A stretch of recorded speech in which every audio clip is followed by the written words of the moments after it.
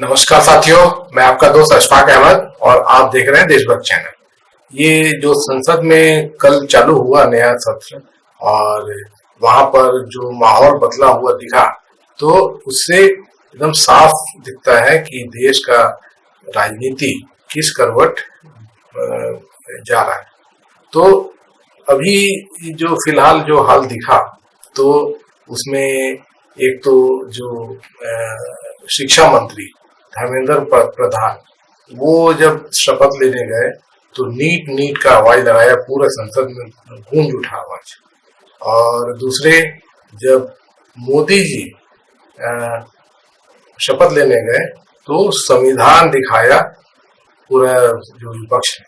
तो राहुल गांधी और अखिलेश यादव, अवधेश प्रसाद पासी और दो तीन लोग जो सामने बैठे हुए थे, तो वो सामने से ही दिखाया और बाकी लोगों ने भी संविधान की कॉपी दिखाई मोदी जी को। और उसके बाद में अमित शाह भी जब शपथ लेने गए तो यही काम किया गया। तो ये जो अभी जो माहौल बदला है पूरे संसद का, तो इसमें विपक्ष तो बहुत तगड़ा है और उसकी ताकत दिख रही है। तो पूरा जो कल का जो कार्यक्रम हुआ संसद में, तो ये विपक्ष के नाम से किया है। तो गोदी मीडिया भी जो है वो यही बात कर रही है कि विपक्ष ने दम दिखाया और मोदी जी बैकफुट पर दिखते हैं और उनको सरकार चलाना बहुत मुश्किल होगा। अब एक बड़ा चीज जो सामने आया है, स्पीकर कौन होगा। तो आज जो है भाजपा ने पत्ते खोले, ओम बिरला को फिर से स्पीकर बनाने के लिए वो आगे जा रहे हैं। तो विपक्ष ने जो साफ कर दिया है कि अगर आप डिप्टी स्पीकर आप इंडिया गठबंधन का बनाएंगे तब तो हम ठीक है, आप अपना स्पीकर बना लीजिए, वरना स्पीकर पद के लिए हमारा भी नॉमिनेशन होगा। तो केरल से 7 बार के सांसद वो उन्होंने आज नॉमिनेशन भर दिया है स्पीकर पद के लिए। तो ये जो है वो झुकना पड़ेगा भाजपा को, एनडीए को, वरना वहां पे कॉन्टेस्ट होगा। पहली बार स्पीकर पद के लिए ये जो चुनाव होगा, वरना हमेशा नॉमिनेट जिसको कर दिया जाता था वो स्पीकर बन जाता था। तो ताकत दिखती है विपक्ष की, और विपक्ष जो है वो बिल्कुल अडिग है अपने मांगों पर। अब ये देखिए, इसी 15 दिन का जो कार्यकाल हुआ मोदी जी का, तो इसमें क्या दिखा, तो सबसे बड़ा तो घोटाला दिखा कि शिक्षा मंत्री फंस गए हैं नीट घोटाले में। और नीट ही नहीं, दूसरे भी एग्जाम में। तो पिछले 10 साल से सब पर्चे फूटते हैं और बच्चों की जिंदगी तबाह होती है। तो इसका जिम्मेदार कौन है? तो इस पे अभी घमासान मच गया है। तो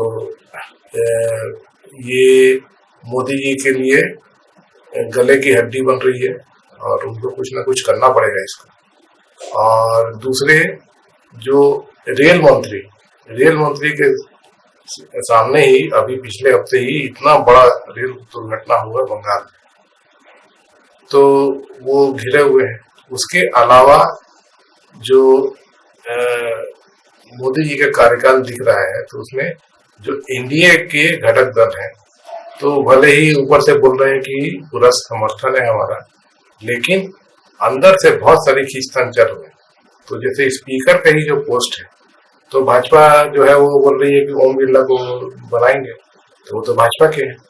और एनडीए के तरफ से जो बड़े दल है, मतलब मोदी जी के साथ 2 बड़े दल है, नीतीश कुमार की जेडीयू, जिनके पास में 12 सांसद हैं, और चंद्रबाबू नायडू, जिनके 16 सांसद हैं। तो ये दोनों दल जो है, तो ये तो किंग मेकर है और ये चाहेंगे कि इनका कुछ चले सरकार में, क्योंकि मंत्री पद तो सब मोदी जी ले गए, जो जोगी थे। इन लोगों को झुंझुना पकड़ा दिया, छोटे मोटे मंत्री पद पकड़ा दिए। तो ये सरकार क्या होता है कि जब गठबंधन की सरकार होती है, तो अगर आप अपने सहयोगी दलों को ठीक से रखें अब जैसे कि अच्छा मंत्री पद दिया होता तो वो कभी मतलब सोचते नहीं कि हम अलग हो जाएं, लेकिन मोदी जी सब चीज अपने पास रख रहे हैं, कुछ दे नहीं रहे हैं सहयोगी दल को, तो फिर वो सोचेंगे कि भाई हमको तो कुछ मिल नहीं रहा है, इससे अच्छा तो हम टूट जाए और सरकार इंडिया गठबंधन के साथ में मिल जाए, उनकी सरकार बन जाएगी। तो ये सब चीजें होती हैं। तो मोदी जी पता नहीं क्या सोच के क्या काम कर रहे हैं, लेकिन आगे के लिए मोदी जी के लिए बहुत मुश्किल होने वाला है। तो स्पीकर का पद जो है वो देखिए क्या होता है उसके बारे में, और डिप्टी स्पीकर का क्या होता है। एक बात तो तय है कि डिप्टी स्पीकर, अगर स्पीकर ना बन पाए, लेकिन डिप्टी स्पीकर तो इंडिया गठबंधन का ही बनेगा, आप कुछ भी कर लो। और उसके अलावा जो संसद में जिस तरीके का दिखा है कि संविधान बचाना, तो संसद के बाहर भी एक मार्च किया गया जिसमें सोनिया गांधी सबसे आगे चल रही थी और सब संविधान की कॉपी लेके इंडिया गठबंधन के सब सांसद उनके पीछे, और ये संविधान बचाने की जो लड़ाई थी, तो इसमें काफी कुछ सफलता मिली इंडिया गठबंधन को, और आगे भी संविधान को बचाने की पूरी पुरजोर कोशिश जारी रहेगी। और संविधान को बचाने का लोग समझते भी हैं, मतलब जो मोदी जी आरक्षण विरोधी है, आप बोलते हैं कि मतलब कोई जाति नहीं होती है, मतलब कोई आरक्षण की जरूरत नहीं है ना। मोदी जी तब यही बोल रहे हैं, आरक्षण करवाना चाहते नहीं है, जाति का जनगणना कराते नहीं है, और सिर्फ उल जरूर कुछ भी दलील देके और बच रहे हैं। तो जनता देख रही है कि आरक्षण तो मोदी देना नहीं चाहते। अभी देख लीजिए कि आरक्षण होते हुए भी वो जब पद भरे जाते हैं तो वो जितना मिलना चाहिए सबको अपना अपना जो कोटा है तो कहाँ मिलता है। और ऊपर से आपको पता है कि जो आईएएस जो होते हैं तो वो तो यूपीएससी के एग्जाम से जो लोग बन के जाते हैं तो उसमें आरक्षण होता है। तो मोदी जी ने जब आए थे नए नए, तभी से ही उन्होंने एक नया आइडिया निकाल दिया। क्या बोले कि सिर्फ आईएएस से ही जो ऑफिसर जाते हैं, तो उसमें बहुत जो होते हैं कि लोग जो टैलेंटेड होते हैं, जो आईएएस का एग्जाम नहीं दिए हों लेकिन बाहर से काफी तजुर्बा है, उनको क्वालिफिकेशन है, उनको भी मौका मिलना चाहिए। तो लेटरल एंट्री बोल के और ऐसा इंतजाम किया। लेकिन अंदर जो हकीकत क्या थी कि संघ के लोगों को भरना था ऐसे इस तरीके से। तो आपने देखा कि जितना भी जो एजुकेशन सिस्टम है तो उसमें सब संघ के लोग घुस गए, यूजीसी में पूरे संघ के लोग घुस गए, तो उनका भी जो एनटीए है और फिर और दूसरे ऑर्गेनाइजेशन पूरे संघ के लोग घुसे हुए। उसी तरह से मंत्रालय में भी बहुत सारे जो है संघ के लोग घुस गए हैं लेटरल एंट्री से। तो ये बहुत खतरनाक चीज मोदी कर रहे हैं, सब संघ के लोगों को भरते जा रहे है ना। और आरक्षण मतलब कि वहां पे तो जब लेटरल एंट्री है तो आरक्षण कहाँ से रहेगा। उसी तरीके से इसीलिए जानबूझ के भर्ती नहीं करते हैं मोदी जी कि आरक्षण देना पड़ जाएगा। अब मोदी जी तो प्रचारक थे आरएसएस के, है भी अभी भी, और आरएसएस का ये है कि पिछड़ों को और मतलब एससी एसटी माइनॉरिटी ओबीसी इनको पिछड़ा ही रहने दो, इनको हमारे बराबर नहीं आने दो, और उसी के तहत ये चाहते हैं सब चीजें। तो ये